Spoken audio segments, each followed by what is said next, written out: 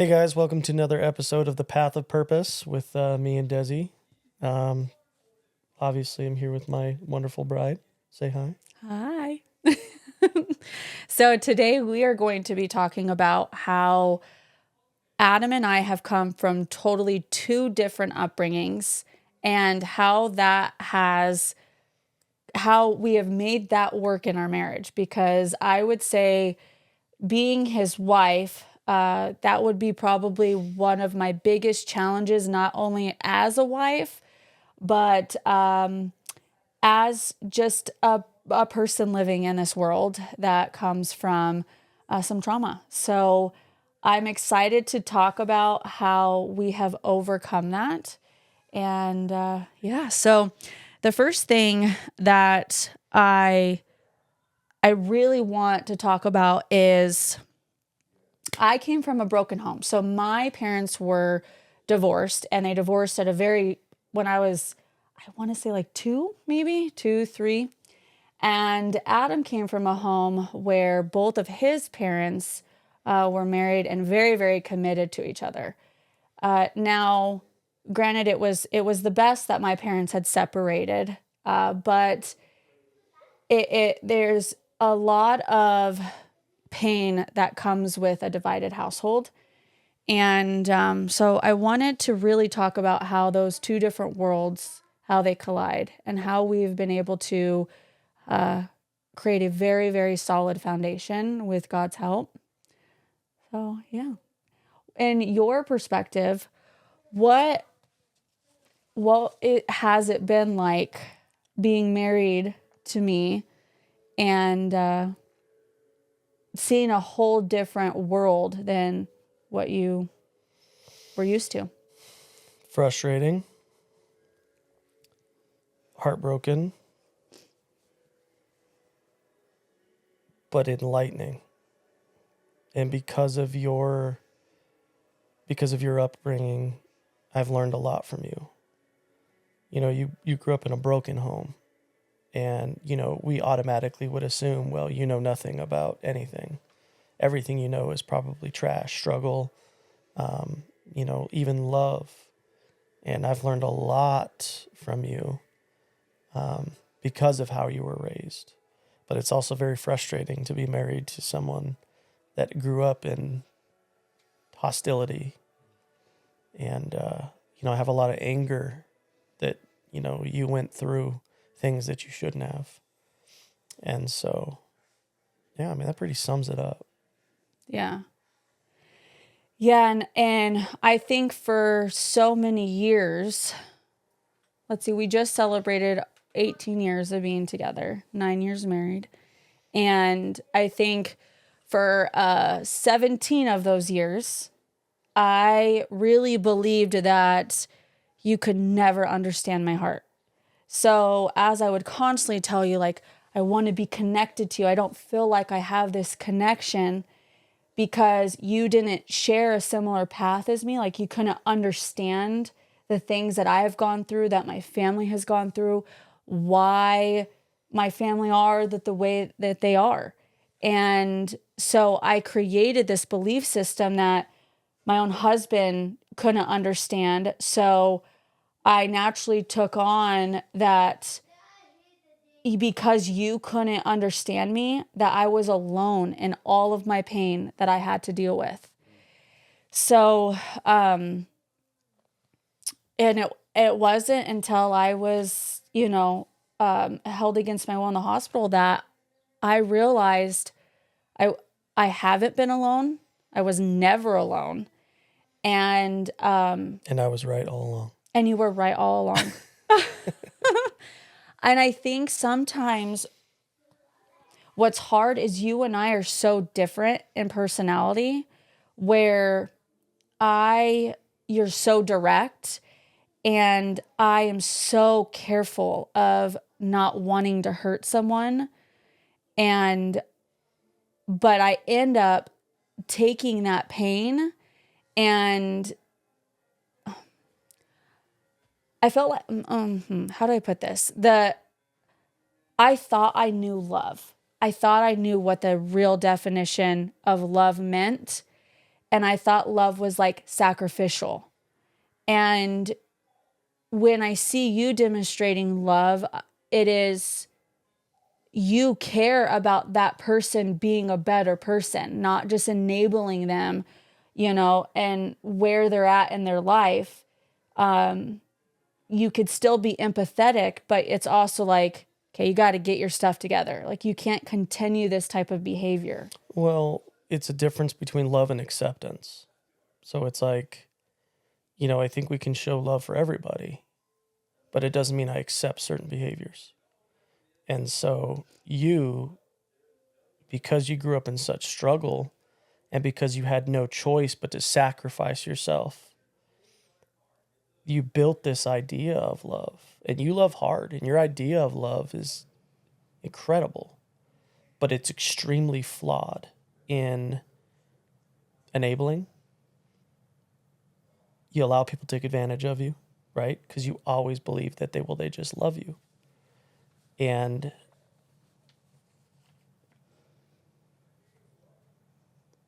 you will hurt yourself to love somebody.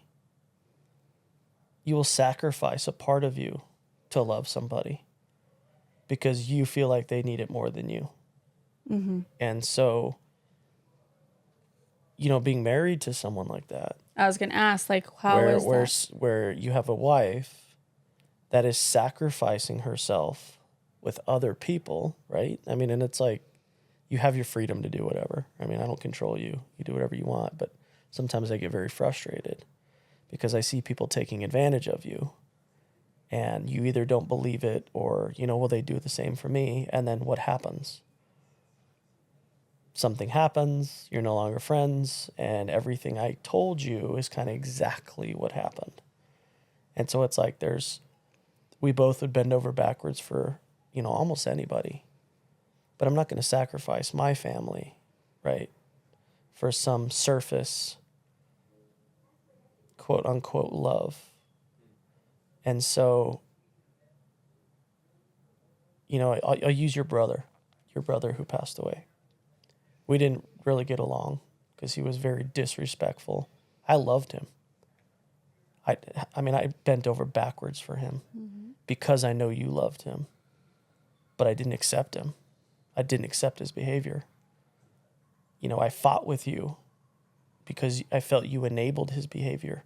You just let him do whatever he wanted because you loved him, which in return affected you. And I never let that happen to me.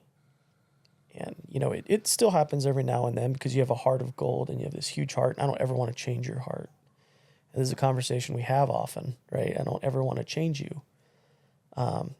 However, I wish you could protect yourself. But it's come down to a point where I feel like I have to protect you. Because when you love somebody, you're 100% in. And then if they do you wrong, it destroys you. And which in return, affects us. And so, people are lucky. They're lucky to know you. And real people, true people, would not get a better friend on this planet other than you. However, I don't feel like there's a whole lot of true people out there. There's a lot of surface and get what they want. You've been victim of it. Someone who just wants something from you, so they're your friend. And then once you have nothing left to offer, they just ghost you and disappear. And then you start self-reflecting, what did I do wrong? Am I the problem? Well, I've had 3 friends that no longer talk to me anymore. I have to be the problem. And it's like, I always think I'm the problem. You always do. But majority of the time, even if I'm like 1% guilty, I feel like I'm 100% guilty. Well, that's because you accept accountability for your actions, okay? But a lot of time people leave relationship with you not because of your actions, but because they've used what they needed out of you and they're gone. And seeing like me, I'm like, I don't care if they use me. Like, that's on them. That's their karma. You don't care until it happens. And then it happens. And then I'm like, well, what the heck? But I always for so long believed that you're just mean. You're wrong. Like, they wouldn't do that. And then I have you on this shoulder and then my sister on this shoulder, like telling me, like, just stop. And so I really started praying for discernment, but also like, God, can you help me understand why? Like, am I wrong? Is Adam right? Or am I right and Adam's wrong? And of course it's like, you're wrong. You got to deal with this. But in the most loving way, Yeah, but then in your defense, I've been wrong too. I mean, it's like, the difference is I don't see it, right? And then it clicks. And so then I'll come to you and like, you were right. Like, I learned a lot from you. I mean, this came from arguments. When we would argue, you would bring up these valid points. I would be upset. You would be upset. You give me some real factual, like, yeah, this is a problem. I don't defend that. I mean, how many times we've been arguing where you bring up a valid point and I'm like, well, damn, you're right. And you always shock me, even though It's like a you're stop so of quick. the argument. Well, you know what I mean? I don't need to be right. And so it's like, I'm frustrated with you and I'm telling you why I'm frustrated. Mm-hmm. And so I'm thinking that you're responsible for the reason I'm frustrated. And then you analyze it like, well, this and this and this. And it's like, oh, well, yeah, you're right, right? Okay, well, then this fight's over. And how many times you're puzzled? You're like, well, what do you mean? Like, we're done with this argument. I'm like, well, you just showed me where I'm wrong. Like, man, I just got my boxing gloves on and so, I'm ready to fight. And then you come at me like that. Like, yeah, but I was right in something, because you're right in a lot of things. And, that goes back to what I was saying. Like, you have changed me. I'm not even going to say it's your upbringing. I mean, we all grew up in poverty, right? You grew up in hostility. But the hostility you grew up in are responsible for your flaws, not your strengths. You're responsible for your strengths because you're polar opposite from anybody in your family. And the humility that you have for people that's what I learned from you, is humility and not to assume. And, because I can be direct and sometimes I don't care what you're going through. That's the part of me that I lacked, because then I came off rude and I came off, and rightfully so. But you've taught me, I really need to have some humility. And so I've really... some grace and understanding. Exactly. That I didn't really have. And again, we were kids. So, I was a judgmental little punk kid when I met you. But see, like, in that perspective, like, I could have been judgmental back to you guys and be like, you guys are typical Christians and, and it's like, no, if they're judging that bad, they're judging themselves even worse. So like, I even went to the deeper understanding of, okay, there's no way that they are projecting like that without something going on in their inner heart. But that's the beautiful part about you, is there's always a positive light in the worst people. You could have someone cussing somebody out and you could just know there's something wrong. How do I not know their dad just died? How would I react? Well, it's like, remember that one time you were making fun of someone that was driving a beat up car and I almost broke up with you over it? I don't remember that, but I know you told me about it. Yeah, and you're like, I just said that to you. I'm like, yeah, but you just revealed your heart to me. You know, and then at that point, it's like, that is like the cars my family drives, and I love my family, and it's like, I see them different than I think other people see them, or even sometimes how you've seen them. Like with my brother, of course she didn't understand him, but we grew up and we had only each other. Jenny was with grandma a lot of the times. And that was a relief for me because I didn't have to worry about her. But having Robbie, I mean, we were bonded like through trauma, but even then, it wasn't like I was forced. I mean, ever since my mom had Robbie, I wanted to take care of him. I did it because I wanted to, but I took on that role by myself. But also, and this actually leads me to another thing, and I have some pinpoints here.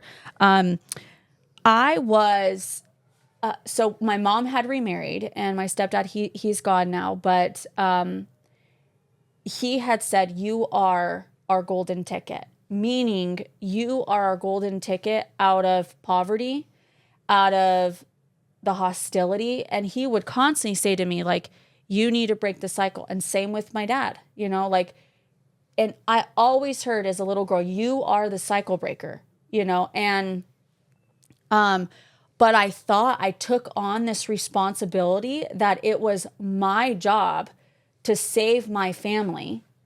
And instead of realizing that I'm not the savior, Jesus is the savior. But I did, and it carried into adulthood because I just never let it go. I never dealt with my pain that I had because I felt like my pain was a burden. And I'm sure many other older siblings, it's like could relate to this because you don't have time to feel. But then when you become an adult or you become a parent, you start feeling. And I think for me, I was always constantly trying to rescue people and care for them because it was very easy for me to focus on their pain and what they were going through instead of my own because it hurt so bad. Well, you were being masculine. Yes. That's what men do. Yep. And that created... Men take care of others at the expense because it's what we just have to do. And so... And I wasn't designed, like God did not create me, and I've always known that, but not necessarily. Like I remember as a little girl, I would just disassociate. That was my thing that I did. And I would fantasize. I lived in a fantasy world of being married and my husband coming on a horse to rescue me out of whatever it was that I was going through. And I couldn't wait to be saved. But then here I'm married to you and I'm still not allowing you to lead the way. I'm trying to lead the way to protect my heart and protect me from feeling the pain. I was trying to control the outer world so my inner world wasn't revealed. And, and a lot of it too was there's a lot of things that I haven't talked to my parents about or to my siblings or anything. I've always kept things private. And there's things that I never had talked to you about, and not on purpose. It's just I suppress them so deep that... Well, it is on purpose because... And I'm not trying to offend... Well, not out of ill. I'm not trying to offend anybody, but there's a lot of emotional immaturity. And so you would have to keep things because if you said it to somebody, it would be like World War II. Mm-hmm. When versus talking to somebody who is emotionally mature, you can strategize through that issue. And it's like, that is the approach that we have adopted. Mm-hmm. It's strategic. It's a strategic process where, okay, we're both upset. I may think you're the issue. You may think I'm the issue. It's irrelevant at this point. Let's sit down and figure out what happened. Because there's been certain times where I took something you said as something completely opposite when that is not what you meant. And I mean, sometimes you have a hard time expressing things through words. It's like, well, how do I put this? I really do. And so it's, okay, let's sit down and sit with this. Because what I don't understand in a marriage or a relationship is the finger pointing. It's like, well, hold on. You guys both, you loved each other enough to get married and start a family. That was a covenant to be with each other forever, through thick and thin. Why do you want to live in hostility? Why wouldn't you take a strategic approach to where we're in this together and let's figure it out? And I do know that sometimes it takes two. One can't just do it. The other one's just completely gone. I'm not talking about just in general, but there's, we hear it a lot that, I'm happy we're fighting all the time, but then that both of them are invested. And so you're like, okay, well, let's quit competing, right? You guys are in this together. Figure it out. However, you have to be receptive. I feel like it's important within our marriage that my feelings are below my logic. Okay? Mm-hmm. Because I got the emotional part handled. But it's important for both parties. I mean, women are more emotional than men are.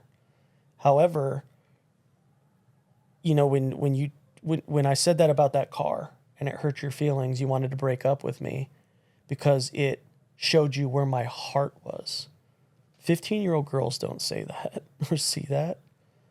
I mean, that's a completely different, that was way above your years as to what you were seeing in me. Now, me, it's like, what the hell? Am I dating my mom? You know what I mean?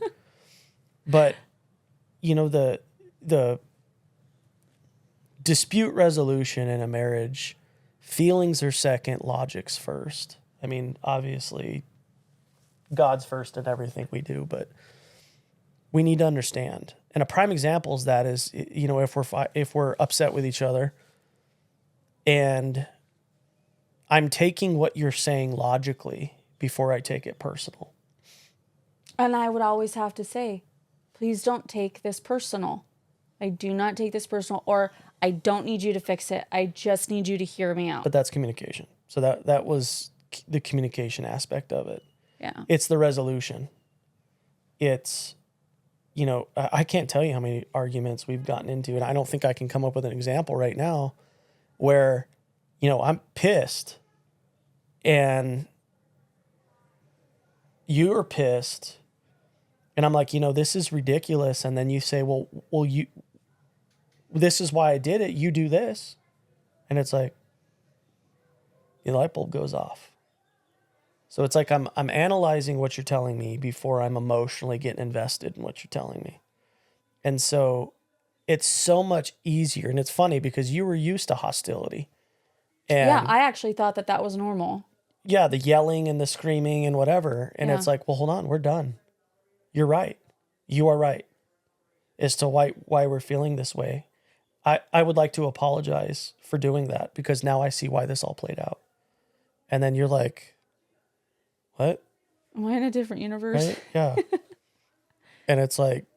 But that was you creating the safe place for me. Like, okay, I can trust my heart with you because I've always been super protective over my heart. And it's like, but then at the same time, not really. I just let people walk all over me. But I have so much love to give, and I'm learning what the definition of love is. Yeah, but it's about respect too. If you don't respect me as a man, I'm out. It's like mentally, emotionally. So in these arguments, it was about respect. And it's like, it's disrespectful if logically you're right. And my ego's poking me and saying, you can't let her be right. To where I start regurgitating some other BS to try to get out of that situation. You talk to these therapists and they're like, communication. Like, try this. You're upset. Honey, I'm feeling this way, and this is why I'm feeling this way. That's communication. If there's no mutual understanding behind any of that, you're not going to get anywhere. And so it's like, you can nicely tell me, Adam, you're being an asshole because I think you're an asshole. How am I supposed to take that? You know what I mean? It's like, well, okay, why do you feel that way? You know, what did I do? The in-depth questioning for resolution. It's like a lot of these things these therapists say I disagree with, and that's one of them. And it's like communication's on point, but without understanding or logically analyzing what you're being told, I feel like it's kind of null. And so I feel like, you know, in our relationship, the logical analyzations first prior to emotions. Like I'd be like, yeah, I know you're right, but I am still furious. Yep, and you do that all the time. I know you're 100% right, but I'm so upset, so I'm just going to sit here and vent. It's like, okay, well, you do you, whatever you need to do. Or like if someone does me something wrong, I like say all this stuff and you know, like she would never do that. But it's respect. It's like, I know you're a woman. You're 10 times more emotional than I am. I know some days you're just having a bad days. And you let me know, I know you're right, and I'm not arguing, but I'm upset. And so blah, blah, blah, blah, blah. And your emotions come out and you cry and all that fun stuff. And it's like, well, it was respectful. You know, you told me that I'm right, that I don't need to fix it. Communication was there. The freedom for you to walk through your emotions is there as well. Well, and then I give that like pause of where, okay, now that my emotions are not controlling the situation, I have room for God to really talk to me in depth about why I reacted the way that I reacted, why it hurt the way it hurt. You know, is this situation going to matter in 2 weeks? Will I be over it in 2 weeks? Yeah, probably. Yeah, but the trust from our two different life, right? Your life versus my life and us coming together in one, that took a lot of time to build that trust.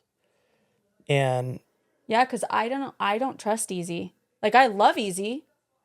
Well, and I was so frustrated, like I didn't believe anything you said. I mean, it's like you bent over backwards for these people that manipulated, disrespected, verbally assaulted you every day.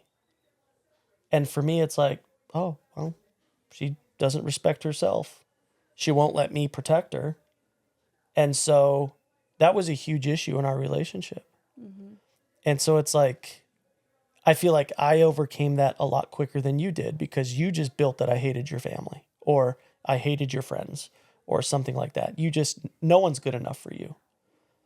And then after, well, it wasn't necessarily that. I've actually never felt that you. I'm just saying in arguments that we have, I'm just saying that you didn't start believing what I was saying until, way a couple years. It's like, I can meet somebody that I see is taking advantage of you.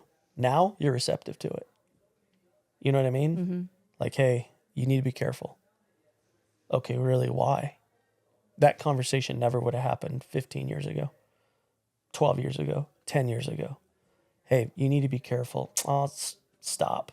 You're just so judgmental. And and actually what I was doing was not realizing that you have discernment and you have a gift, and that was a gift that God gave you, and I was ignoring your gift. I think for me, I had a belief system, and I believed that you were very tunnel vision.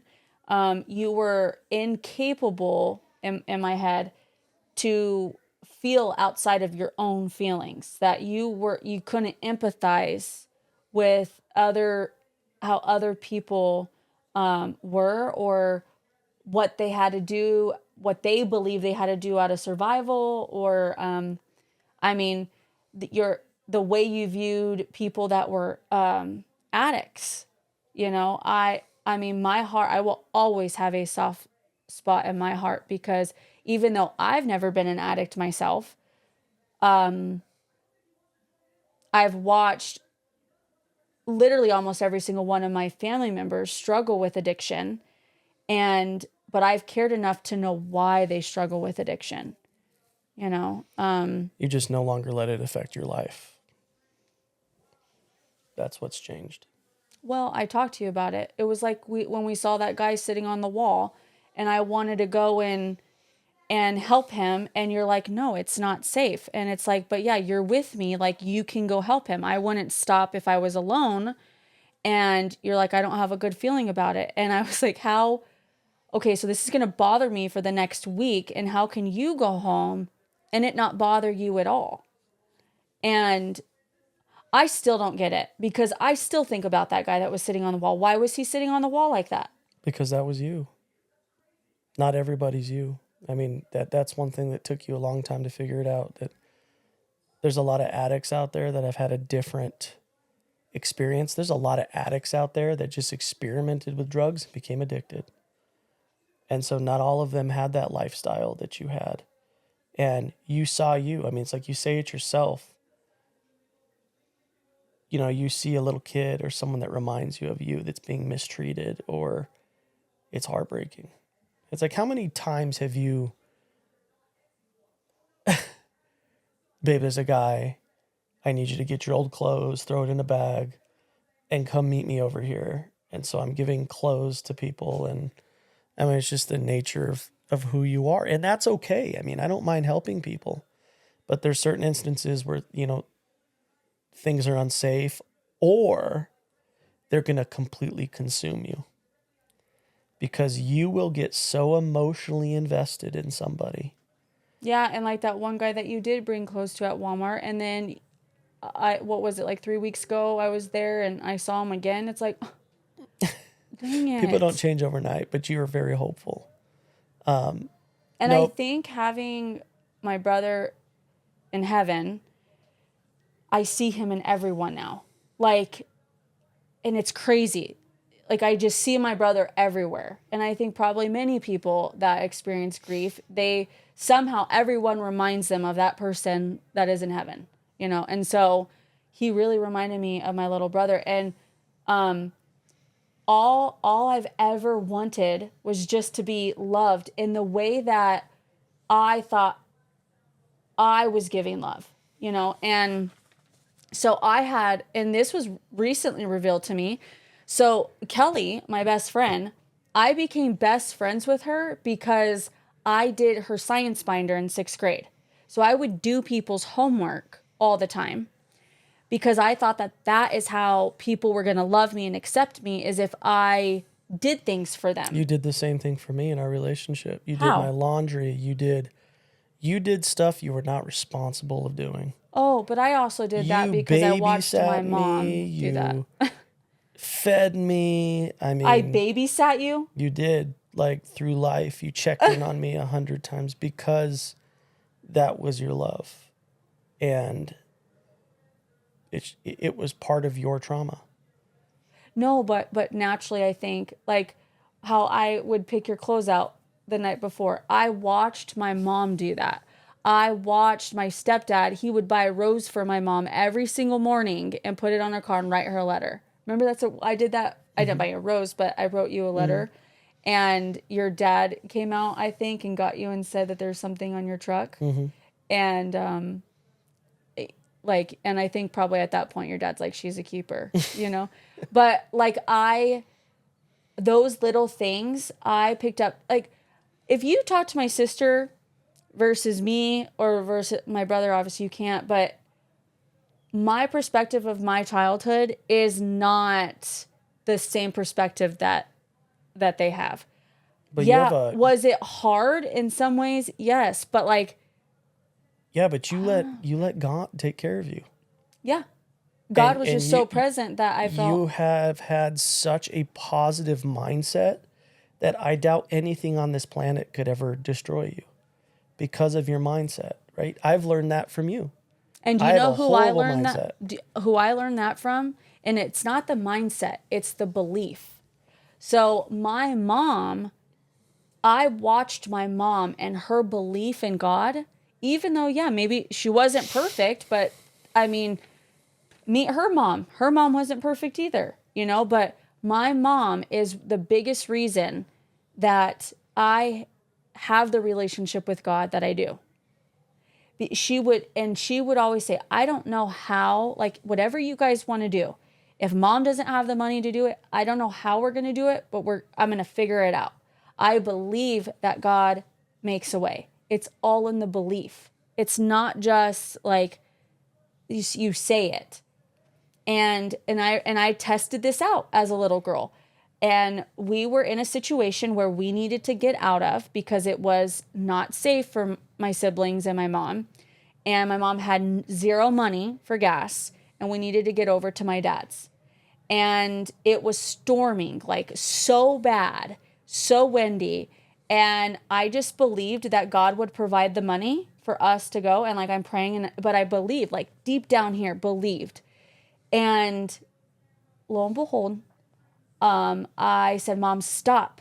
I see money in the bush. And I mean, I'm talking like monsoon crazy winds. And there was a perfectly folded up $5 bill in the bush. And that's how we got over to my dad's. It's a crazy story. I love it. Like it, but that is how God has always worked in my life. But my mom taught me that. And I believe that right there is, if you want to say secret, it's not a secret because it's just when you have a relationship with God, you openly pursue that, you watch him and you start believing naturally. Like he is bigger than any of this.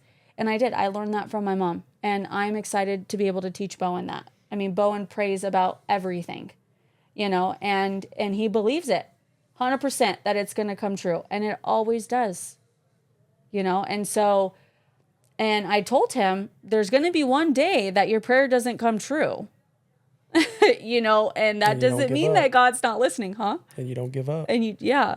But anyway, there's a quote that I want to share that was super just impactful to me. And I believe that is great for just to sum up us. It says, God doesn't need us to come from the same background. He just needs us to commit to the same direction. And I think for so long, we were on two different paths. And because of my belief system that he doesn't know pain like I know pain. Of course, he can't see people the way I see him. He hasn't struggled in that way, But you've never wanted to change me. I've never wanted to change you.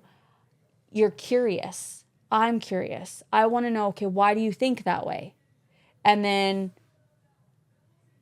trying to get to understand each other rather than change and make you a little mini me or me a mini you. We allow each other to be who God created us to be, but also accept that there's other perspectives as well. And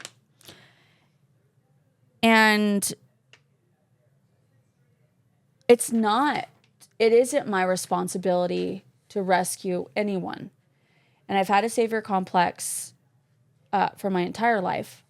And that is something that I am very intentionally working on. And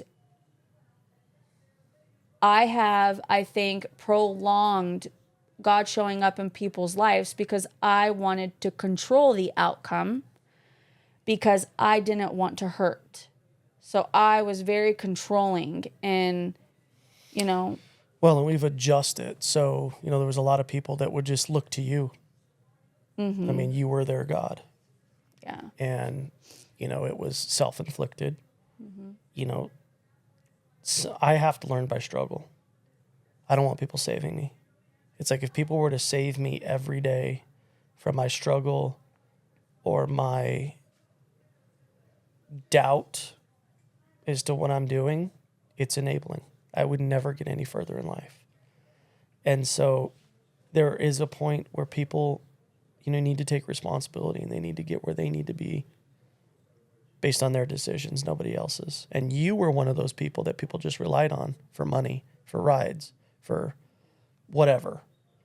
And I know, and I hear like it's not a normal thing for people to ask people for money all the time like me. I mean, I get, still to this day, babe, and I ignore it now, which I feel so bad ignoring it, but We've changed from constant people, right, to what does God say about this? Or are we supposed to help these people, right? We'll help anybody. If there's someone on the side of the road, I'm stopping. I'm stopping, see if they're okay. If there's a homeless guy that doesn't look okay, you're the one asking him if he's okay, right? So we're there, but it's not a constant. They're not our responsibility, and we're not their bank.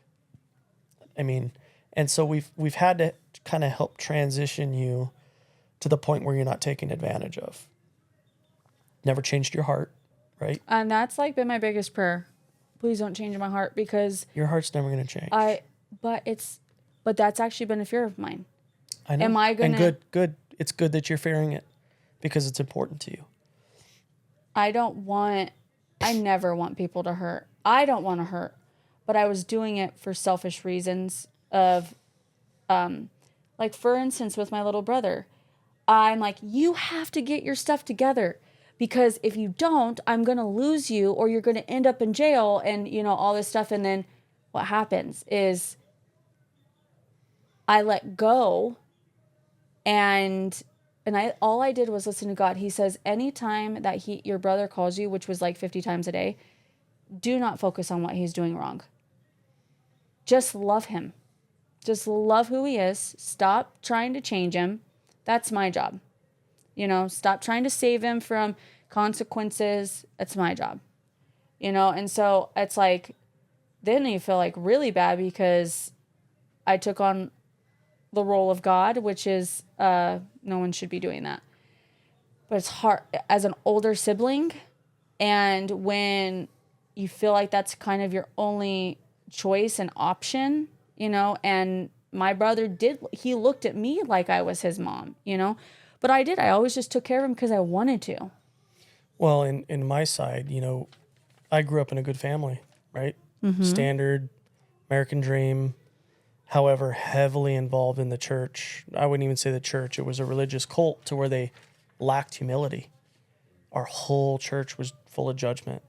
It was more drama than a high school. And that went with me, right? It's like when I met you, I was judgmental. I had an ego. And because I didn't have to struggle, right? Your whole life was struggling. When are we going to get our next meal? When are we going to do? I didn't have to worry about any of that stuff. So I had the freedom to build this. I had the time and the freedom to build this ego. And I honestly didn't realize it was a problem until I met you. And it's like, okay. Yeah, okay. All right. You're right. But it took me because I've never met anyone like you. It was always surface people, Well, and then I think that's why a lot of people stay in the cycle that they stay in, because it was really hard for me. Like, I didn't like what I saw. And it's like, oh, is this how it is? Like, to be with normal people? Like, you guys are so not aware of what's actually going on in the real world, and it's like, I don't know if I want this, but then that's why people stay in the same cycle. And, like, women get with men that, haven't chosen to break the mold that they were under as well. So, I feel that deep in my heart, God created for you, and and you were created for me. Through a lot of, error. I think it's okay to make mistakes as long as you learn by them. Marriage is simply that. Marriage is a process. And it's like, we're all going to make mistakes. But it's our responsibility to our partner to learn from those mistakes, right? And to have a uniform goal that we want to be the best people we can. not only for other people, but for each other. And it's like, what's the point of being in an unhappy marriage? We both understand that, okay? There's a lot of divorces that husband, I just want a happy marriage, man. Let's make it happen. But the wife she's checked out, right? It's already too late, it's talking to somebody else or something, or vice versa, right? But we have had this goal to where divorce is not an option. We told ourselves it is not an option in our life. Yeah, it's legal. No, actually, really, you're the one that kind of just said that, because I was the one that constantly threatened that for divorce, and But it wasn't an option. You would threaten it because you're emotional, but you knew it wasn't an option. I felt in my heart that at the time that it was an option, but then if I went through with it, God's like, absolutely not. And I'm like, and you want me to stay with him? Yeah, well, marriage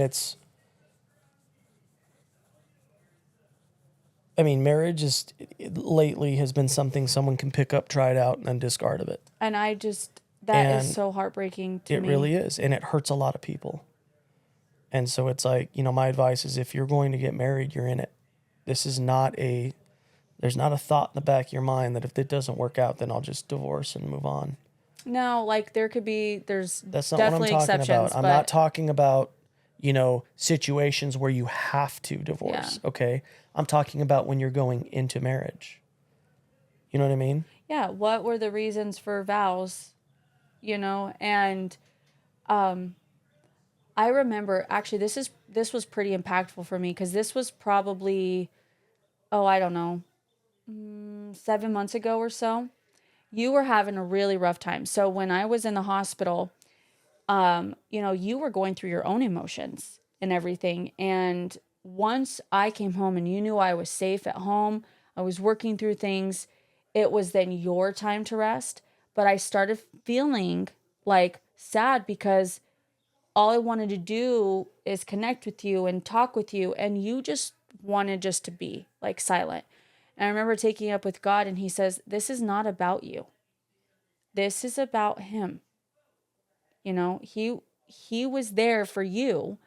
So I think one piece of advice is I think sometimes as women is because we're so emotional, we always think about how it affects us and our feelings triumph maybe others.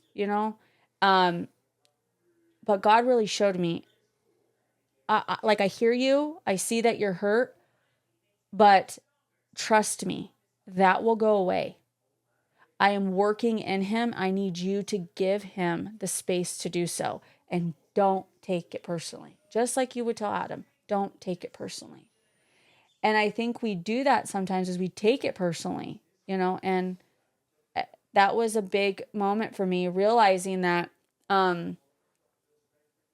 you also have feelings, and really questioning and trying to understand, how do you feel about the situation? Because your feelings matter too. I don't want you to hide your feelings from me. I want you to be able to talk to me about them.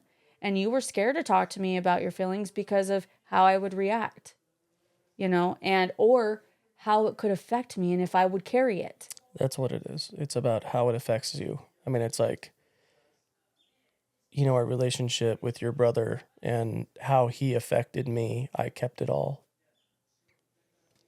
I didn't act on anything because I didn't want to cause problems for you. It was hard. It was really hard.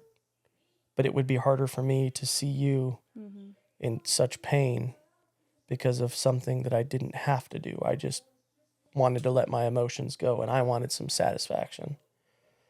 And so, but I think that has a lot to do with men. That's the difference between men and women. We don't need to talk about our feelings. We need to be appreciated. And it's like, through that time where I was struggling, you knew that. And, you didn't take it personal. You let me do what I had to do. That's how, we processed it. Well, I was taking it personal, but then I got checked, but I I am very careful about making a situation that isn't about me. I think that is an issue a lot that I see in marriage sometimes, you know, Marriage is hard work. very. Think about what you're saying and everything we're talking about. I mean, it's a lot of hard work. I treat you now how God has always treated me, you know, And that's funny because in our marriage, I could be like, you know, you have such leniency with everybody else, but it's like you are so hard on me. yeah, And it's like, I needed it, right? But it was also like, what the hell? you would say I'm your husband. Yeah, like, but, you know, sometimes we're emotional punching bags and all that fun stuff, right? Because you're safe with me. But it was like, it's the point now where it's like, all right, you know, we're in this together. Communication's key. We run everything by each other, right? Not because we're incapable of making our own decision, but because I value your input and it's a form of respect. And so, you know, we just had a meeting this morning with it was a business meeting. And the person I was talking to is like, you know, well, I want everybody that makes the decisions there and that, are you on a team? I said, nope. They're like, okay, do you have a business partner? I said, yep. They're like, oh, same brokerage? I was like, it's my wife. And it's like, you're my business partner, right? These are decisions we're making together. And I think everyone will get there. It's just a lot of hard work. But, you know, a lot of people will invest so much time and energy in their career or artwork or something else and then lack within their relationship. And it's like, you know, guys, when you invest, I mean, it's just like your business. You invest all that time in your business and you start reaping the rewards. Same thing in your marriage. You know, it comes to a point where you don't have to have that in the back of your mind. You know, is my wife going to be mad at me? I'm 15 minutes late. I'm going to get yelled at. Or my wife's going to be calling me, asking me where I'm at. She's going to be checking in with me every day. I don't even know if I've ever been that way. It goes away. Yeah, but what I'm saying is the trust is there. You know I respect you and you respect me. And so it's like when I tell you, hey, I'm headed out with my friends. Okay, when are you going to be back? I don't know. Okay. 10 o'clock at night, 11 o'clock at night, I'm not home. Hey, I'm just checking you're okay. It's, you know what? And then ... thanks for ditching me. Oh, yeah, thanks for ditching me. But we're able to be ourselves in our marriage. And it's like, you know, I fell in love with you because of who you are.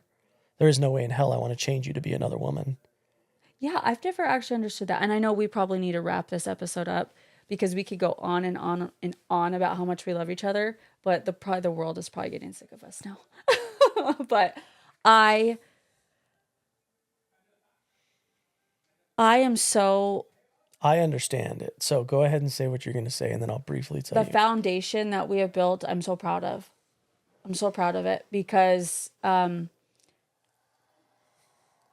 know I'm no one's savior. You're no one's savior, but I am an example, and you are an example of when you allow the people in your life to be who God created them to be, and you allow him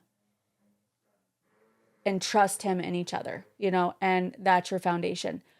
We didn't have a strong foundation before because we were like on two separate roads, you know, on paths. Yeah, like I want everyone to understand it was like the worst of the worst. Like we were so polar opposite, disrespect, you know, swearing at each other. I mean, we really went through it. We went through the shit.